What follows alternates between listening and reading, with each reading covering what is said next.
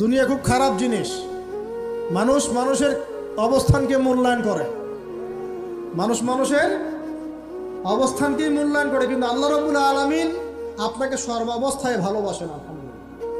এই যে আমরা এখন অনেক পাপ করছি না, আল্লাহ কি আমাদেরকে আযাব দিয়ে ধ্বংস করে দিয়েছেন? আল্লাহ পাক এখনও আমাদেরকে ভালোবাসেন, রহম করেন, অপেক্ষায় আল্লাহ পাক অপেক্ষায় করছেন কখন তওবা করবে, আমি তওবা কবুল করব।